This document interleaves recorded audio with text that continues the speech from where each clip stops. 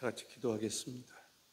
만복의 근원이 되시는 주 하나님께서 이 한 시간을 복되게 해주셔서 말씀을 전하는 자와 듣는 우리 모두가 하나님의 은혜 가운데 하나님 말씀을 듣게 하시고 말씀을 들을 때에 마가의 다락방에 임했던 성령님께서, 코넬료의 가정에 임했던 성령님께서 우리 가운데 충만하셔서 충만한 가운데 생활할 수 있게 하여 주옵소서.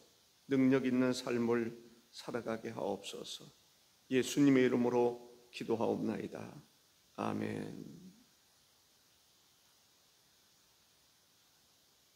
아는 것이 힘이다 라는 얘기가 있습니다. 우리가 많은 사람을 안다고 하는 것은 참으로 좋은 일입니다. 그러나 마냥 좋은 것만은 아닙니다. 누구를 아느냐, 이것이 더 중요할 수 있습니다. 잠언서 18장 28절에 보면 많은 친구를 얻는 자는 해를 당하게 되거니와 어떤 친구는 형제보다 친밀하니라 라고 말합니다. 어떤 사람은 우리에게 친밀하다라고 얘기를 하는데 정말 우리가 친밀한 사람, 그런 사람들이 많았으면 좋겠습니다. 좋은 관계 하면 다윗과 요나단을 생각할 수 있습니다. 얼마나 좋은 관계인지. 좋은 관계 하면 다윗과 요나단. 사무엘상 18장 1절에 보면 다윗이 사울에게 말하기를 마침에 요나단의 마음이 다윗의 마음과 하나가 되어 요나단이 그를 자기 생명같이 사랑하니라. 자기 생명처럼 사랑했다라고 얘기를 합니다. 우리는 칭찬받는 사람이 되어야 합니다. 초대교회 보면 7 집사를 세우는데 그 사람들은 어떤 사람들이냐? 성령과 지혜가 충만하여 칭찬받는 사람들이다 라고 얘기를 합니다. 욥기서 42장 10절에 보니까 욥이 그의 친구들을 위하여 기도할 때 여호와께서 욥의 곤경을 돌이키시고 여호와께서 욥에게 이전 모든 소유보다 갑절이나 주신지라 했습니다. 오늘 인맥 터치 마지막 날입니다.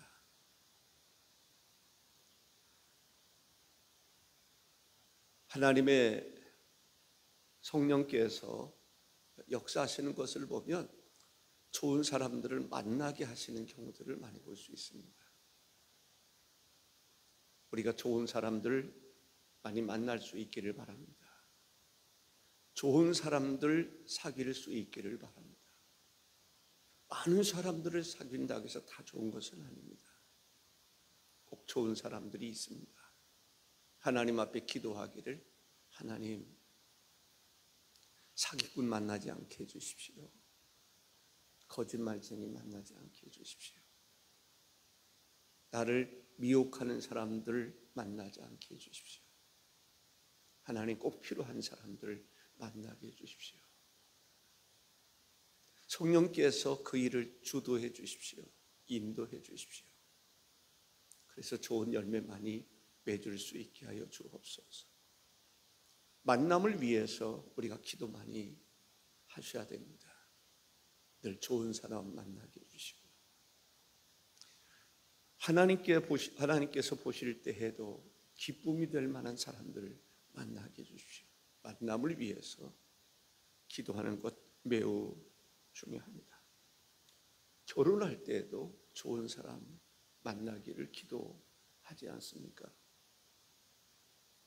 이 시간 우리가 하나님 앞에 간절히 기도해서 이제 하나님께서 주도해 주시고 인도해 주시고 만나게 해 주시는 그러한 은혜가 나의 생애 속에서 우리 교회 가운데 함께 하시기를 사모하는 마음으로 말씀을 들을 수 있으면 좋겠습니다. 교회 안에 범죄한 사람이 있을 수 있다라는 거죠. 범죄한 사람이 그 죄가 드러날 경우에 우리가 어떻게 할 것이냐. 좋은 사람을 만날 수도 있고요, 좀 좋지 않은 사람일 수 있지만 우리가 만나면서 좋은 사람 되게 할 수 있습니다. 교회는 우리가 하나님 앞에 기도할 때 나로 인해서 다른 사람들이 좋아질 수 있기를 위해서 기도할 필요가 있습니다. 교회에 다양한 사람들이 찾아옵니다. 평판이 좋은 사람도 오지만 그렇지 않은 사람도 올 수 있습니다. 선한 일에 힘쓰는 사람도 오지만 악한 일에 힘썼던 사람도 올 수 있습니다. 바울이라고 하는 사람, 다메섹 도상에서 예수님 만났을 때에 초대교회 교인들이 긴장했습니다. 악명이 높았던 사람이기 때문에 그렇습니다. 그런데 주님께서 그 사람을 만나 주셨습니다. 그리고 교회에 맡겨주셨습니다. 아나니에게 부탁했습니다. 그를 축복하기를. 그렇습니다. 교회 공동체 안에도 악한 사람이 들어올 수 있습니다. 모범되지 않은 사람이 들어올 수 있습니다. 교회는 그들을 품을 수 있어야 됩니다. 그들이 성경에 보면은 가르쳐 지키게 하라라는 말씀이 있습니다. 그 사람을 바로 잡아줄 필요가 있습니다. 교회는 잘못된 사람이 들어올 수 있습니다. 아니, 우리가 잘못된 사람을 만날 수 있습니다. 우리가 감당해야 될 것은 그 사람들을 바르게 인도해 주는 것입니다. 가르쳐 주시는 것입니다. 바른 사람 되게 하는 것입니다. 내 힘으로 할 수가 없습니다. 부족합니다. 그래서 교회는 기도해야 됩니다. 능력 받아야 됩니다. 너희는 세상의 빛이다 라고 얘기합니다. 빛이 강하면 어둠을 몰아낼 수 있습니다. 세상을 변화시킬 수 있는 힘, 세상을 변화시킬 수 있는 능력이 우리에게 있어야 합니다. 하나님의 말씀을 통해서 그 능력을 가져야 됩니다. 성령의 권능을 통해서 그 능력을 받아야 하는 것입니다. 교회는 두 가지 면이 있습니다. 하나는 항상 우리가 겸손해야 됩니다. 우리는 부족합니다. 연약합니다. 그래서 나 같은 죄인 살리신 주님의 은혜 고마워. 하나님, 나는 할 수 없습니다 라고 하는 겸손함이 있어야 됩니다. 그런 반면에 교회는 강하고 담대해야 됩니다. 내게 능력 주시는 자 안에서 능치 못함이 없다라고 하는, 하나님이 나와 함께 하시면 능치 못함이 없는 하나님의 놀라운 역사가 있다고 하는 그 기대감, 그 확신을 가지고 일할 수 있어야 하는 것입니다. 하나님의 은혜가 우리 모두에게 함께 하시기를 바랍니다. 오늘 본문에서 보면은 짐을 서로 지라고 말합니다. 범죄한 것이 드러날 때 온유한 심정으로 그를 바로잡아 줘야 된다라고 이야기합니다. 범죄한다는 게 뭐예요? 우리가 범죄하면 살인이나 간음이나 도적질이나 이것 생각할 수 있습니다. 어떻게 보면 본문에서 이야기하는 게 범죄라고 하는 것은 실수해서 넘어지는 것입니다. 실수해서 넘어질 수 있지 않습니까? 선한 일을 하다가 실수해서 넘어질 때가 있습니다. 그런 사람들 교회가 정죄하면 안 된다는 얘기죠. 그 사람들 바로잡아 줄 수 있어야 됩니다.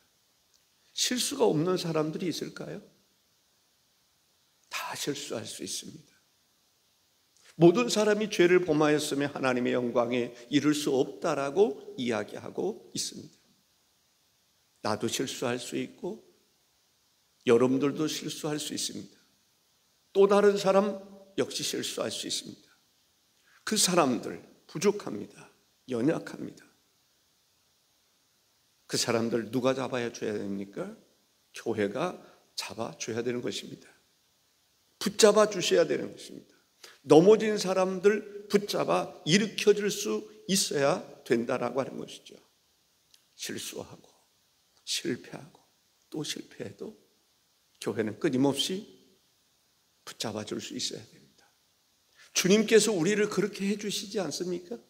넘어지고 유혹에 넘어지고 실수해도 주님이 우리를 다시 일으켜 주시고 다시 힘을 주시고 능력 주시고 위로해 주시고 격려해 주시고 힘이 되어 주셔서 내 힘으로 일어나는 것이 아니라 주님께서 나를 이끌어 주심으로 일어나는 경우들을 우리는 얼마든지 경험할 수가 있습니다. 실수하는 사람, 그래서 넘어지는 사람, 실패한 사람, 넘어지는 사람. 범죄라고 하는 것은 넘어지다, 따로 떨어지다 라고 하는 의미가 있습니다. 그들을 내가 붙잡아 줘야 되는 것입니다. 우리가 붙잡아 줘야 되는 것입니다.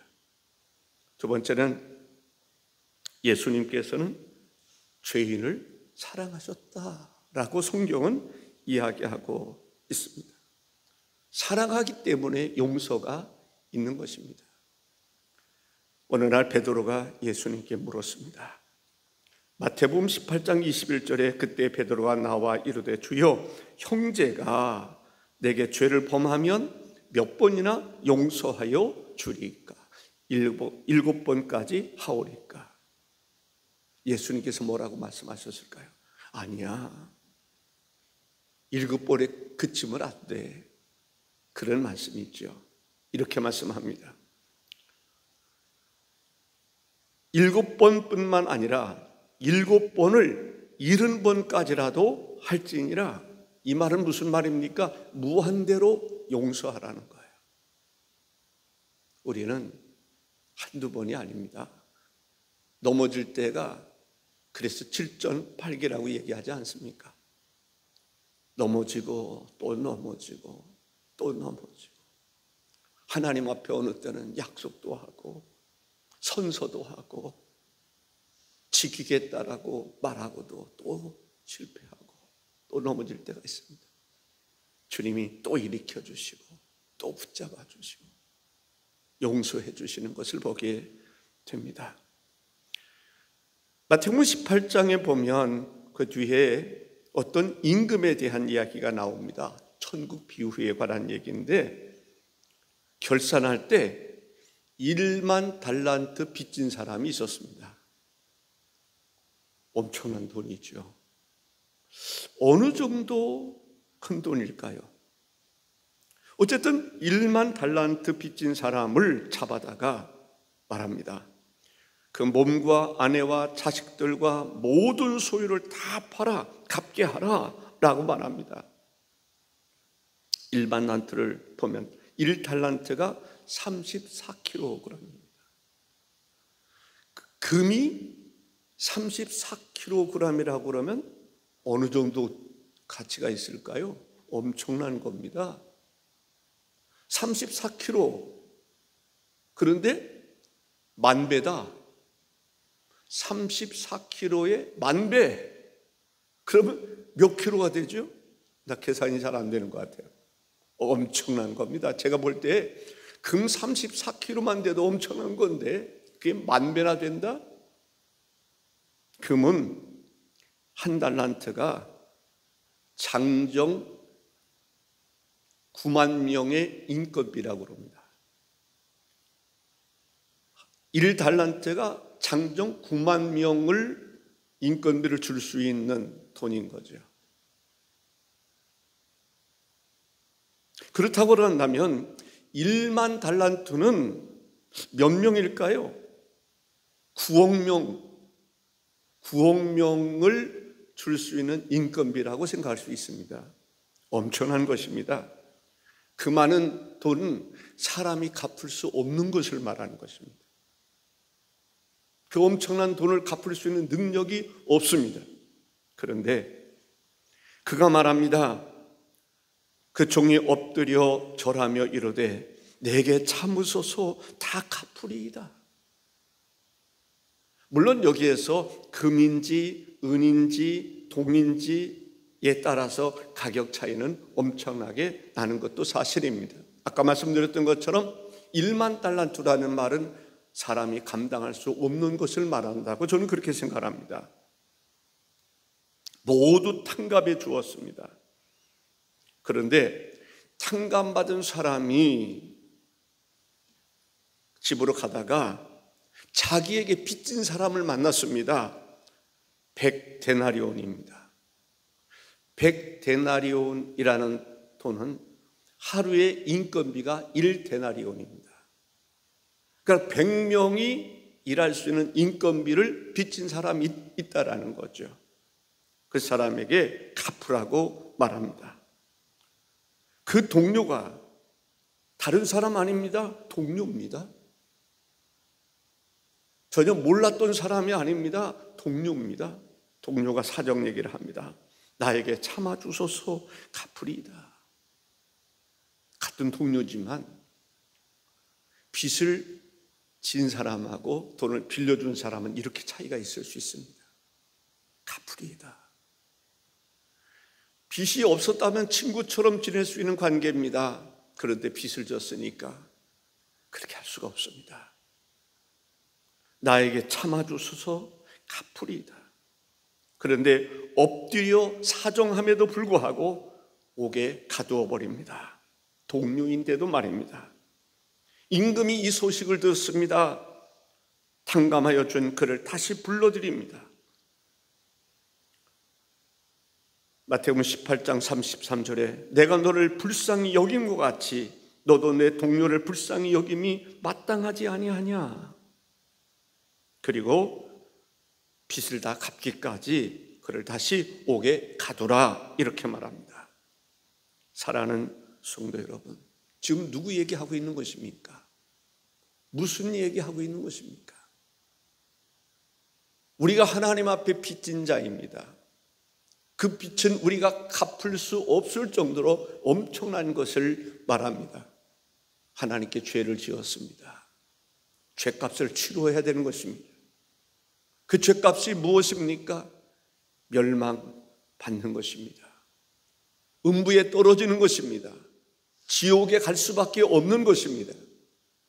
그런데 하나님께서 예수 그리스도를 통해서 우리의 모든 죄값을 다 갚아주신 것입니다. 죄값을 묻지 않겠다는 것입니다. 이것이 바로 십자가의 사랑입니다.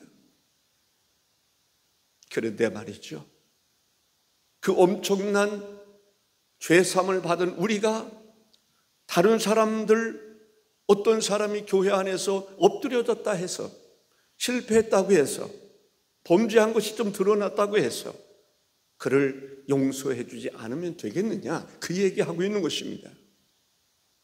정말 하나님께로부터 그 엄청난 죄값을 용서받았다고 하는 그 믿음과 확신이 있으면 다른 사람도 용서해 주어야 하지 않겠느냐라는 것입니다. 예수님이 이렇게 말씀하십니다.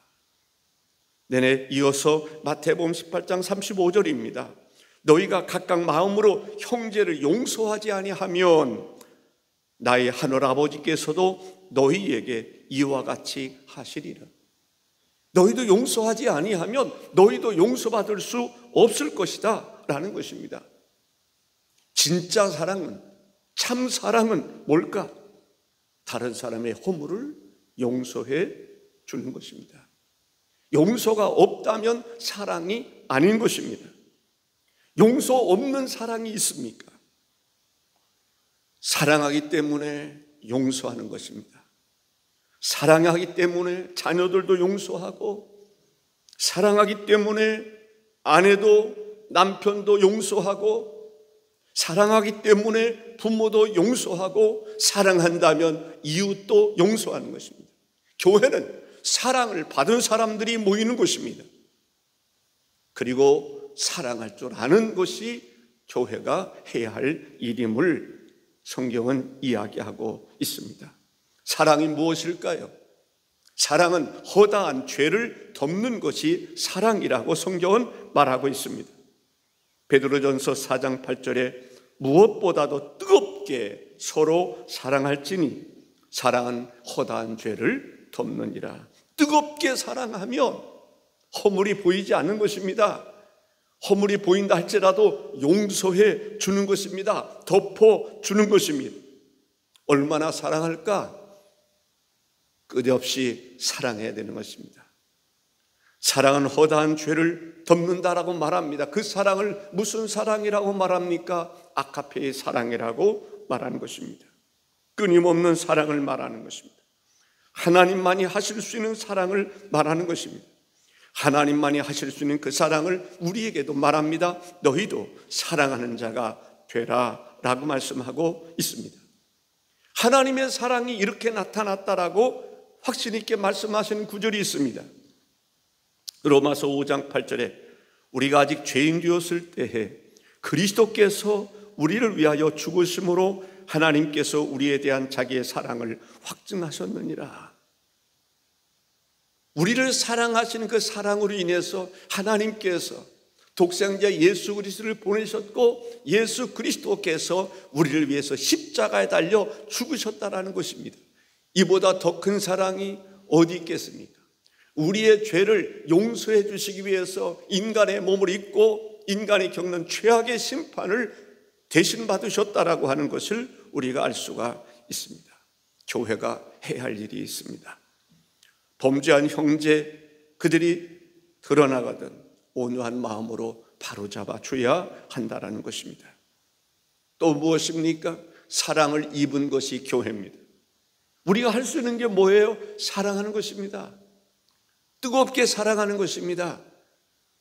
사람들의 허물을 들추는 것이 아니라 덮어주는 것입니다. 용서해 주는 것입니다. 그래서 그 사람이 바로 세워지는 것을 이야기하고 있습니다. 교회는 용서가 있어야 합니다. 용서가 있는 교회, 말로만 용서가 아니라 진정한 용서가 있고 말로만 사랑 있는 것이 아니라 진정한 사랑이 있는 곳이 교회여야 하는 것입니다. 그런 교회는 사람들이 모이는 것입니다. 그러한 교회, 그러한 마음으로 서로 인맥을 맺을 때 그들을 감동시킬 수 있는 것입니다. 세상에서 할 수 없는 것을 교회가 하기 때문에 그런 것입니다. 세상에 없는 사랑이 교회에 있기 때문에 그런 것입니다. 그러한 교회가 인맥을 통해서 전도하고 주께로 인도할 수 있다고 하는 사실입니다. 세 번째는 무거운 짐을 서로 지라고 말씀하고 있습니다. 이것이 바로 섬김입니다. 무거운 짐을 서로 지라. 이것이 곧 사랑이고 이것이 곧 섬김이라고 하는 것을 볼 수가 있습니다. 우리 민족은 예전부터 지혜로운 민족이었던 것 같아요. 서로 사랑할 줄 알고 대문을 열어놓고 살 수 있는, 서로를 돌아볼 줄 알고 봐줄 줄 알고 사랑할 줄 아는 민족입니다. 정이 있는 민족이에요. 그래서 계모임도 합니다.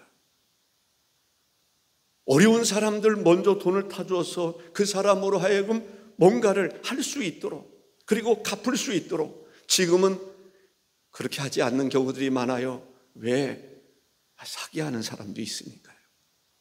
그러나 계모임을 한 것을 가만히 보면 그것이 서로를 사랑하기 때문에 그렇습니다.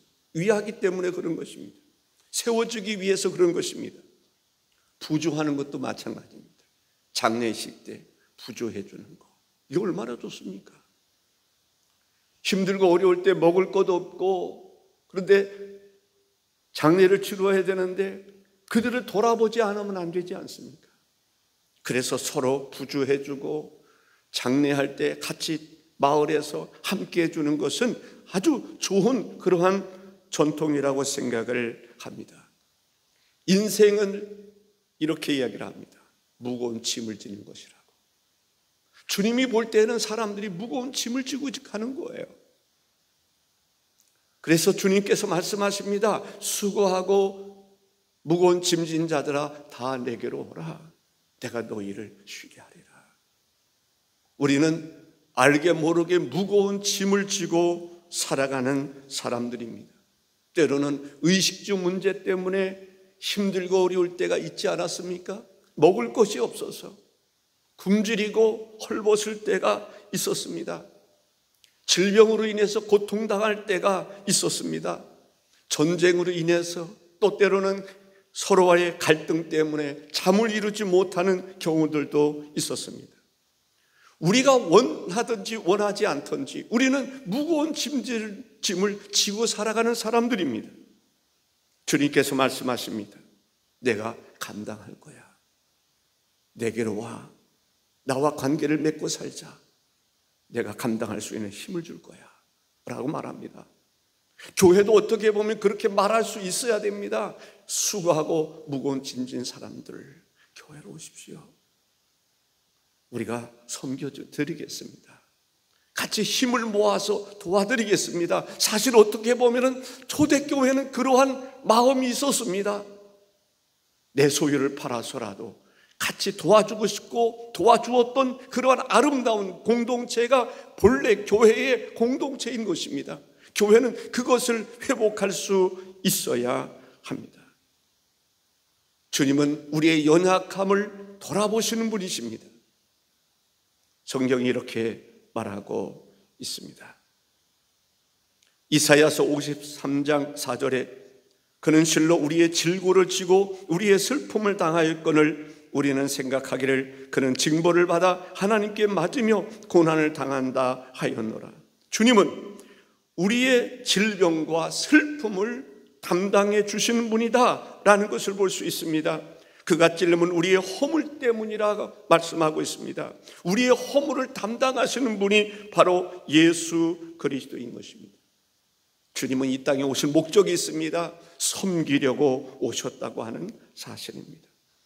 마가복음 10장 45절에 인자가 온 것은 섬김을 받으려 함이 아니라 도리어 섬기려 하고 자기 목숨을 많은 사람의 대속물로 주려 함이니라 했습니다. 이 말은 무슨 말입니까? 주님이 섬기는 자로 오셨다면 우리도 섬기는 삶을 살아야 하는 것입니다. 교회는 허물이 있는 사람도 돌아볼 수 있는 곳이 교회입니다. 붙잡아 줄 수 있고 사랑할 수 있고 허물을 용서해 줄 수 있는 것이 교회입니다. 섬기며 살아가는 것이 교회라고 하는 사실입니다. 누가복음 22장 27절에 보면 앉아서 먹는 자가 그냐 섬기는 자가 그냐 앉아서 먹는 자가 아니냐 그러나 나는 섬기는 자로 너희 중에 있느니라 했습니다. 주님은 섬기시는 분이십니다. 지금도 마찬가지입니다. 이 땅의 성령으로 우리를 섬기시는 것을 볼 수가 있습니다. 빌립보서 3장 3절에 보면 하나님의 성령으로 봉사하며 라고 말합니다. 성령의 사역은 섬기는 사역입니다. 봉사하는 사역인 것을 볼 수가 있습니다. 또 성령께서 우리에게 섬기도록 은사도 주시고 은혜를 베풀어 주시는 것을 볼 수가 있습니다. 초대교회는 성령을 받고 난 초대교회는 성령을 받은 초대교회는 섬김의 삶을 살았던 것을 볼 수가 있습니다. 필요에 따라서 사람들의 필요를 공급해 주었던 것을 볼 수 있는데 그것은 자기 소유를 팔았기 때문에 가능했던 것입니다. 사도행전 2장 44절에서 보면 이후에 보면 믿는 사람이 다 함께 있어 모든 물건을 서로 통용하고 또 재산과 소유를 팔아 각 사람의 필요를 따라 나눠주며 날마다 마음을 같이하여 성전에 모이기를 힘쓰고 집에서 떡을 떼며 기쁨과 순전한 마음으로 음식을 먹고 라고 말합니다. 이런 정신이 사실은 필요한 것이죠. 어떤 사람이 사업을 하다가 넘어졌습니다. 다른 사람에게 피해를 끼칠 수도 있었습니다. 그 사람들이 교회에 왔을 때 다시 한번 여러 사람들이 협력해서 도와줘서 그 사람 일으켜 세워주는 것입니다. 초대교회가 바로 그러한 교회였습니다. 실패한 사람, 낙오된 사람들, 넘어진 사람들 다시 일으켜 세워주는 역할을 했던 교회가 초대교회입니다. 본문은 말합니다. 너희가 짐을 서로 지라 그리하여 그리스도의 법을 성취하라. 그리스도의 법은 어떤 법입니까? 사람들을 사랑하는 것입니다. 용서해 주는 것입니다. 다시 세워주는 것입니다. 일으켜 세워주는 것입니다. 교회 공동체에서 함께 일하게 하는 것이 바로 그리스도의 법이다라고 하는 것을 알 수가 있습니다. 네 번째는 우리 성도들은 바람직한 삶을 살아야 합니다. 짐을 서로 지라고 그랬습니다. 여기서 주의할 게 있습니다. 그럼 내 짐을 교회가 다 지면 되겠네. 그러한 정신으로 살면 안 돼요. 본문은 이야기하고 있습니다. 내가 주어진 직무를 다하지 못해서 다른 사람에게 해를 끼치면 안 된다는 거예요. 내 짐은 내가 질 줄 아는 것이 교회입니다. 그러한 정신이 있어야 돼요. 내 짐 다른 사람이 지우는 그러한 것이 아니라 내 짐은 내가 감당한다. 이것이 바로 우리 그리스도인들의 정신이어야 한다는 것입니다. 내가 게을러서 다른 사람에게 해를 끼치는 것이 아니라 부지런히 주를 섬기자는 것입니다. 최선을 다하는데도 불구하고 어려움을 겪을 때는 그 사람들을 도와줘야 되지만 어려움 자체를 다른 사람에게 전가하려고 하지 말아라 라고 하는 것을 볼 수가 있습니다. 여러 가지로 적용할 수 있겠죠. 직장 생활할 때 내가 나에게 주어진 임무를 잘 감당하는 것이 중요합니다. 특히 그리스도인들에게 있어서 그러한 정신이 필요한 것입니다. 너희는 세상의 빛이라고 말하지 않습니까? 너희는 세상의 소금이라고 말하지 않습니까? 우리 그리스도인들이 무엇을 하더라도 모범적인 삶을 살아가야 된다라고 하는 것을 볼 수가 있습니다. 예수님이 모범을 보여주셨습니다. 섬김의 모범을 보여주셨습니다. 바울 사도도 이렇게 말합니다. 사도행전 20장 35절에 범사에 여러분에게 모범을 보여준 바와 같이 라고 말하고 있습니다. 그렇습니다.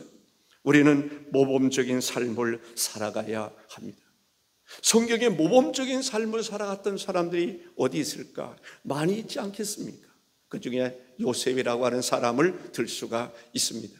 요셉, 형들로부터 미움은 받기는 했지만은 어떻게 보면 아버지로부터 사랑도 받고 아버지의 심부름을 비롯해서 아버지에게는 성실했던 사람입니다. 애굽에 팔려갔습니다. 보디발의 집에 갔을 때 성실하게 일했습니다. 모범을 보였습니다. 하나님의 은혜가 함께했던 것을 보게 됩니다. 옥에 갇힐 때도 있었지만은 옥중에서도 모범적인 삶을 살았습니다. 그래서 존경받는 사람이 되었습니다. 애굽의 총리가 되었을 때도 모범적인 삶을 살았습니다. 그래서 요셉뿐만 아니라 그의 가족 전체가 애굽에서 고센에서 안정적인 삶을 살아갈 수가 있었습니다. 얼마나 모범이 되었으면 애굽에 요셉을 아는 왕들이 있을 때는 평안했다라고 하는 것을 알 수가 있습니다. 우리는 어떤 사람을 사귀기를 원할까요? 오늘 본문의 말씀을 통해서 비춰볼 때 우리가 넘어질 때가 있습니다. 그럴 때 누군가가 와서 나를 잡아줄 때, 실수를 해서 넘어질 때가 있습니다. 원치 아니하는 일로 넘어질 때가 있습니다. 그런데 나를 잡아줄 수 있는 그 사람, 그런 사람이야말로 진정한 친구가 아닐까요? 다윗과 요나단 그 관계처럼 생명처럼 사랑할 줄 아는 그 사람을 나의 보스로 삼고자 하지 않겠습니까? 그런 교회라면 그 교회 당연히 가고 싶겠죠. 그 교회 일원이 되고 싶겠죠. 무거운 짐을 함께 나눌 수 있는, 사랑할 수 있는 그 사람이 우리가 되기를, 또 그러한 사람 삼을 수 있기를 이 새벽 기도하면 좋겠습니다. 내가 하나의 미랄이 되는 것입니다. 빛이 되는 것입니다. 그럴 때 사람들이 내 곁에 오는 것입니다. 초대교회가 그런 삶을 살았더니 수많은 사람들이 교회로 몰려들었습니다. 교회 부흥이 일어났습니다. 오늘 우리들에게도 그 사명이 필요한 것입니다. 기도하겠습니다. 주 하나님 감사합니다. 우리는 연약하지만 주님은 강하십니다. 우리는 부족하지만 주님께서는 우리의 부족함을 채우시고도 남음이 있으신 분이시나이다. 사랑하시는 주님은 아가페의 사랑을 하실 수 있는 분이시지만 우리는 주님의 은혜를 힘입어야 그러한 사랑을 할 수 있는 사람들입니다. 교회 그래서 성령의 도우심이 필요하고 주님의 임재가 필요하고 주님의 기운 숨결이 필요한 것이 교회입니다. 날마다 하나님의 영으로 충만하게 하여 주옵소서. 그리하여 이 사명자를 감당케 하여 주옵소서. 이번 터치 전도를 통해서 내 한 사람 먼저 굳건히 서게 하여 주시고 정말 그리스도의 일꾼으로서 하나님의 사람으로 온전해지도록 인도하옵소서.